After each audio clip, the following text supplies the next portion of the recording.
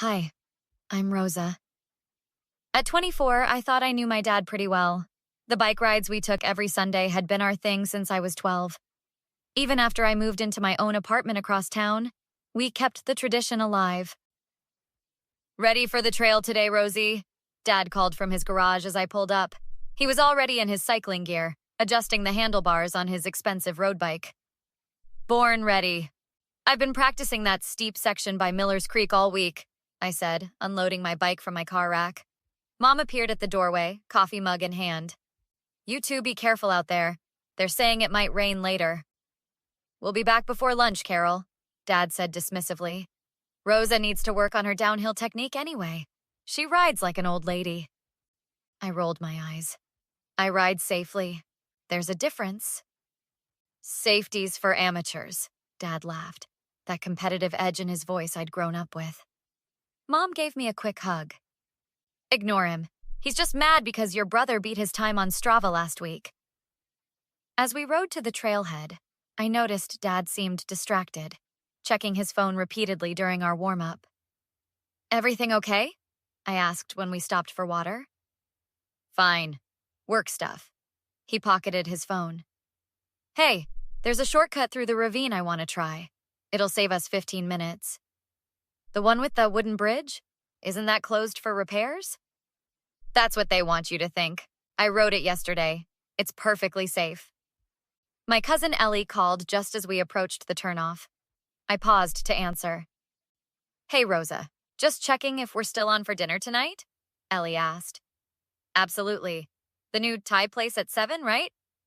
Perfect. Oh, and bring those photos from Aunt Jen's wedding. Mom's making a scrapbook. Will do. I'm biking with Dad now. Talk later.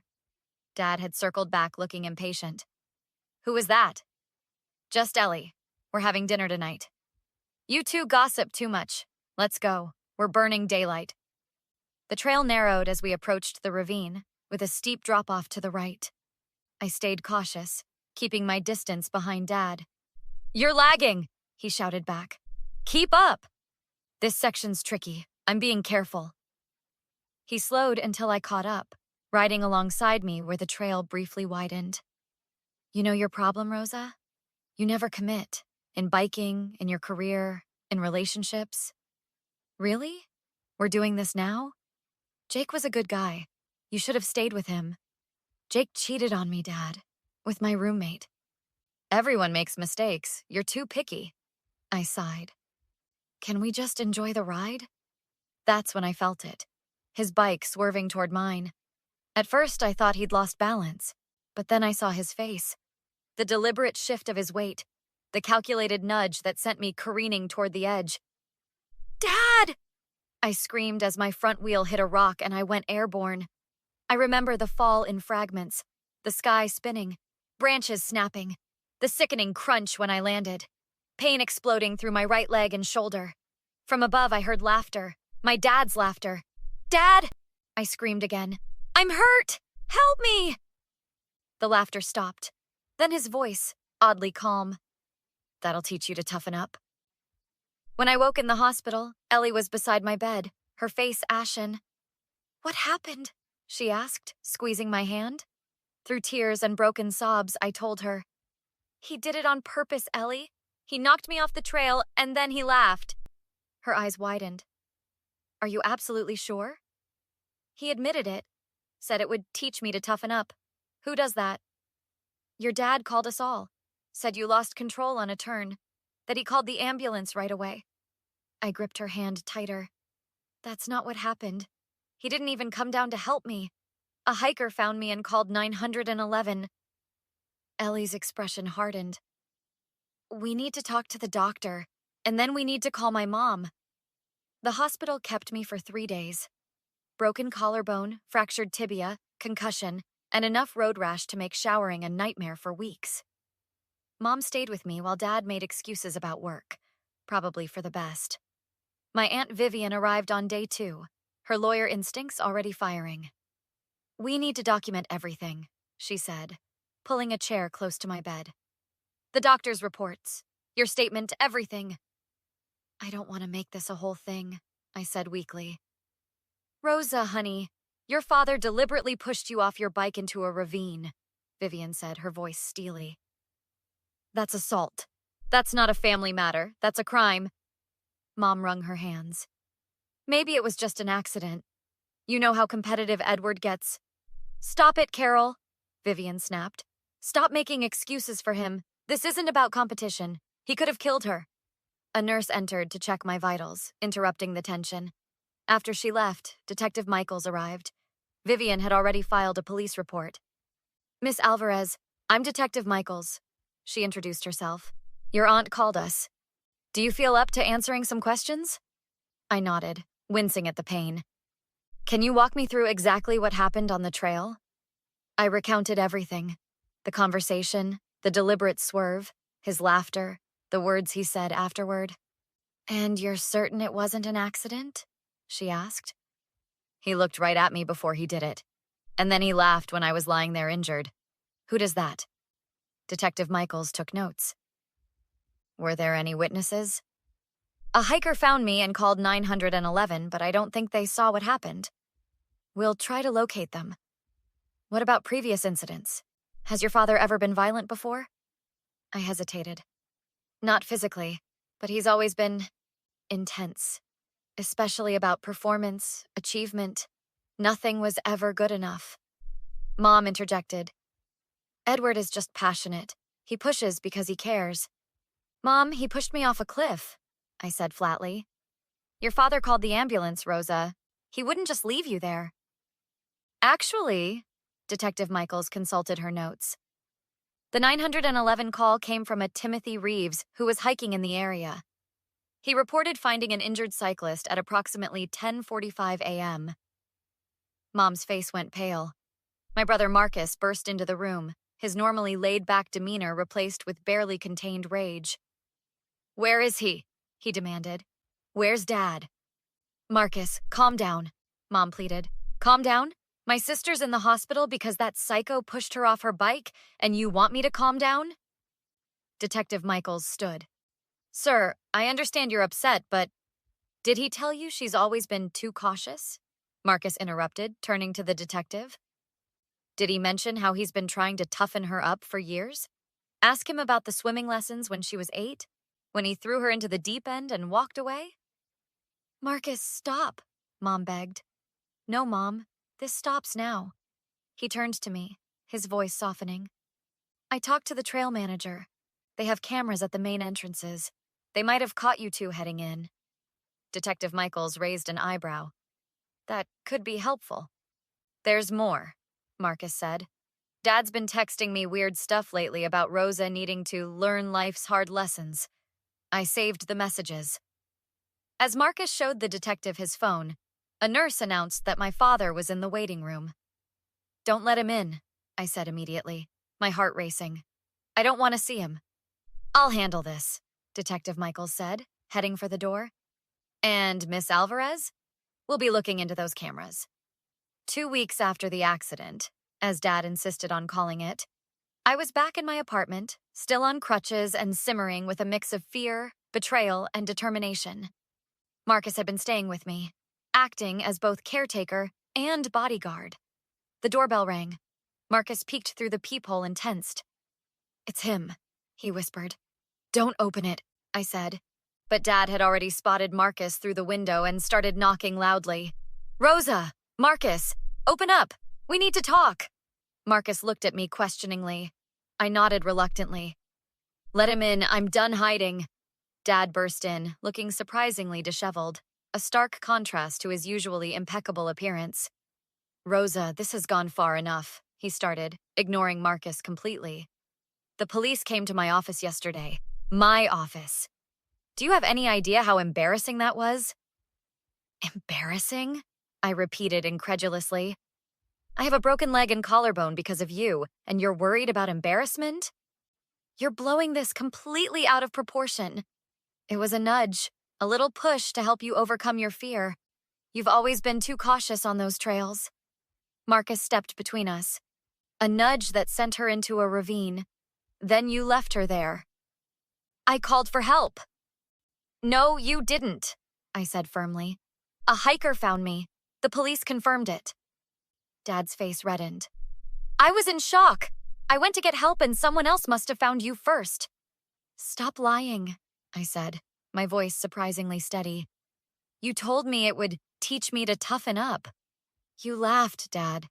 You laughed while I was screaming in pain. You're exaggerating. I would never. The trail cameras caught you leaving alone, Marcus interrupted. You rode away. Never went for help. Dad's expression shifted, calculation replacing denial. Look, maybe I panicked. Maybe I didn't handle it well. But this family drama doesn't need to involve the police.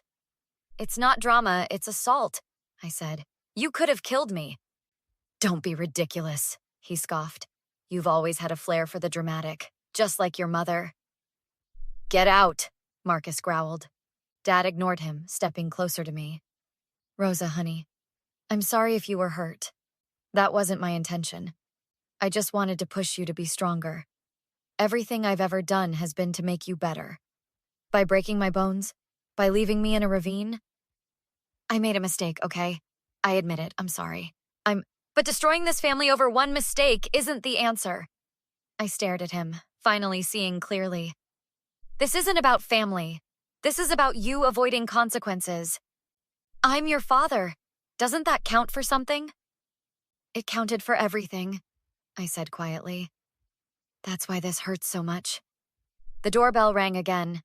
Marcus answered it to find Detective Michaels with another officer. Edward Alvarez, she said. We need you to come with us for questioning regarding the incident on Miller's Creek Trail. This is ridiculous, Dad sputtered. She's my daughter. Which makes this worse, not better, Detective Michaels replied coolly. As they led him away, he turned back to me. Rosa, please, tell them it was a misunderstanding. I'm your father. I met his eyes steadily. Yes, you are. And that's why I can't let this go. You need help, Dad. Help I can't give you. The door closed behind them, and I collapsed onto the couch, shaking. Marcus sat beside me. You okay? No, I admitted, but I will be. The preliminary hearing was set for October. According to Aunt Vivian, who'd connected me with a victim's advocate, the evidence was substantial. The trail cameras, the 911 call records, my medical reports, and Marcus's text messages from Dad. Still, the weeks leading up to it were a special kind of hell. Mom finally came to see me 3 days after Dad's arrest and release on bail. He's devastated, Rosa, she said, perched awkwardly on my couch. He can't sleep, barely eats. I'm not dropping the charges, Mom. He's seeing a therapist now. Anger management. He's really trying. I set down my mug harder than intended. Now? He's trying now? After he nearly killed me? He would never. But he did. Why can't you see that? My voice cracked. He deliberately pushed me off that trail, and then he left me there. If that hiker hadn't come along... Mom stared at her hands.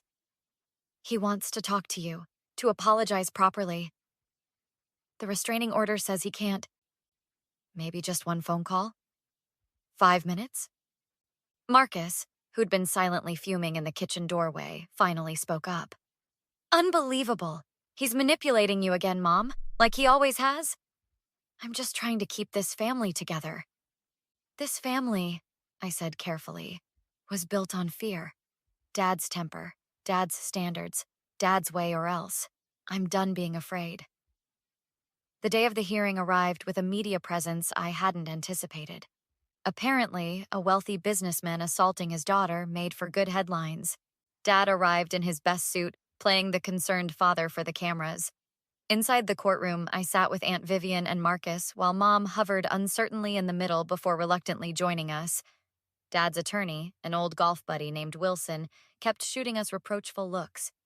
When the judge called the session to order, Wilson immediately moved to dismiss, claiming it was a family matter being blown out of proportion. The prosecutor, a sharp-eyed woman named Martinez, countered with the evidence. The medical reports, the trail cameras showing Dad leaving alone, and finally the recording from my phone.